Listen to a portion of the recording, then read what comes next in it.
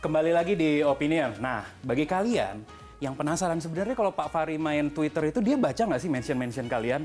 Nah, ini nih. Ada layar sebesar ini. Nah, ini isinya adalah mention-mention kalian kepada Pak Fahri, plus juga ada beberapa tab, misalnya KPK, terus Komisi 3 dan lain-lain, yang juga dipantau langsung sama Pak Fahri Hamzah. Jadi ya nggak heran kalau misalnya seharian ada isu-isu tertentu yang menyinggung nama Pak Fahri, KPK, atau Komisi 3, itu pasti langsung direspon sama Pak Fahrinya sendiri. Yuk coba langsung kita tanya tentang keseruan ini. Pak, di agensi digital itu jarang loh Pak yang punya layar segede ini. Dari agensi digital. Karena ini dibeli pakai APBN. Oke. Oh gitu Pak. Oke. Jadi APBN itu powerful, jangan dilawan. Pertama saya merasa ingin on dengan situasi dunia ya. Ya saya kadang-kadang tap juga Donald Trump misalnya. Apalagi waktu pemilihan presiden Amerika, saya intens betul memantau bagaimana cara mereka bertarung. Walaupun Bapak nggak ikut ketemu ya? Temannya Bapak yang ketemu. Ya, kemudian yang kedua kalau ada isu kayak internasional kayak Rohingya, itu saya juga cek bagaimana percakapan dunia tentang Rohingya dan juga isu-isu dalam negeri dan tidak saja isu yang sedang hot, tapi juga isu yang relevan soal kemiskinan, soal kesejahteraan dan sebagainya. Itu semua kami pantau. Nah, ada yang kemudian juga reportnya itu dibikin secara akademik, secara serius. Tapi ini yang kasat mata hari-hari, supaya kita selalu on gitu. Dan kayaknya kalau baca mention, tuh apalagi kalau ada orang maki-maki, adrenalin kita naik gitu. Ya kan? Pertanyaan dari Dragono Halim, siapa guru politik ya Pak? Dan kedua, kiat menjaga kesehatan dan stamina dalam berpolitik. Capek nggak sih Pak diomongin orang mulu tiap hari Pak? Pertama ya memang kalau, karena kami kan saya berasal dari aktivis mahasiswa ya.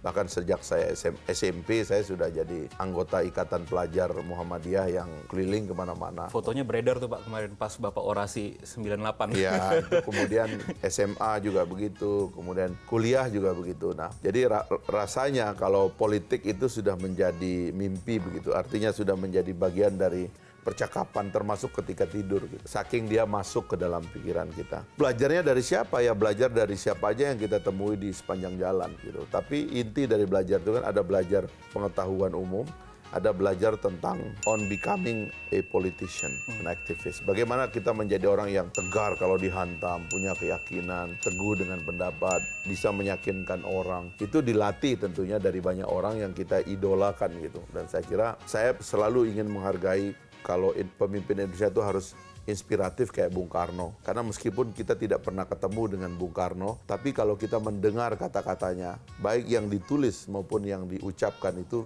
menggetarkan kita gitu loh. Jadi ada aura yang kuat sekali, yang bisa menyelimuti cara kita untuk menyampaikan sesuatu, menyampaikan pandangan dan pikiran. Tokoh-tokoh awal dari Republik kita ini, founding fathers kita memang jago-jago, ya, jago nulis, jago bicara, logik, ya Muhammad Nasir, Agus Salim dan seterusnya adalah orang-orang hebat ya. Tentu kalau pribadi saya membaca kisah Nabi Muhammad itu menurut saya yang paling mendalam juga ya, tentang bagaimana ketahanan jiwa, membangun jaringan ya, kemudian mengembangkan pikiran-pikiran di tengah masyarakat, itu juga adalah bagian dari contoh-contoh yang positif. Berpolitiknya juga santun ya kan, Nabi juga berpolitiknya banyak juga sih sebenarnya. Ya berpolitik ya dengan keras menghadapi situasi yang keras ya, disalahpahami orang, diboikot ya kan, diintimidasi, hampir dibunuh, itu biasa, itu dinamika yang harus disiapkan. Nggak bisa kita masuk politik ini sebagai orang yang cengeng gitu.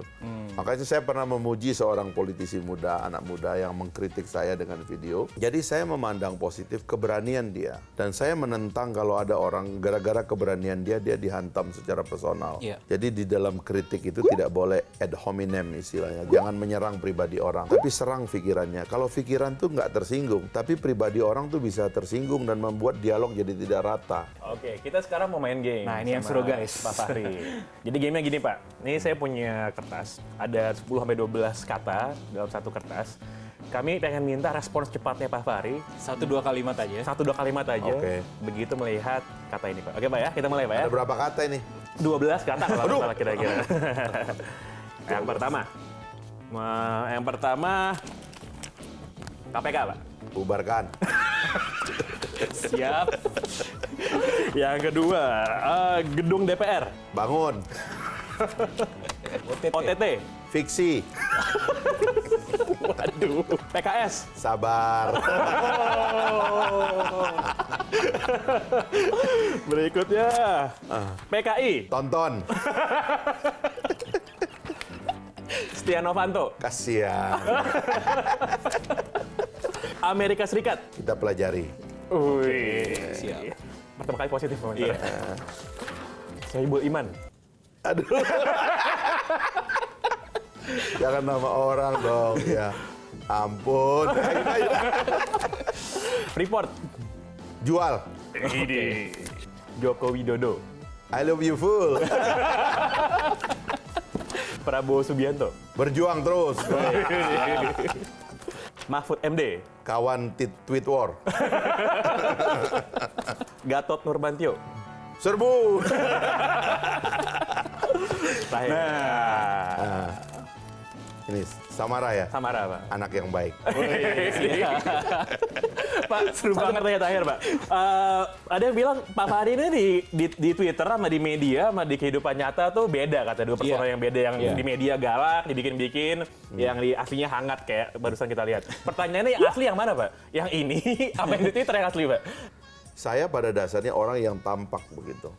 Tampak dalam pengertian kalau orang menginterpretasi itu sebagai galak, ganas, tidak sopan dan sebagainya itu biarlah karena dia baru melihat satu sisinya gitu ya. Karena ruang kaca itu kan kecil, Twitter itu juga kan kecil, layar itu kan kecil. Nah, tetapi kalau sempat sehari begitu kita ngobrol dan sebagainya, tentu banyak orang berbeda. Iya. Nah, mungkin ini challenge bagi tim saya untuk membuat layar kameranya lebih lebar sehingga sisi yang diungkap dari saya menjadi lebih banyak. Gitu. Oke, terima kasih banyak, Pak Fahri. Thank you banget, Pak. Makasih. Mantap, Pak ya. Mantap. Siap. Oke, stay with us di Opinion.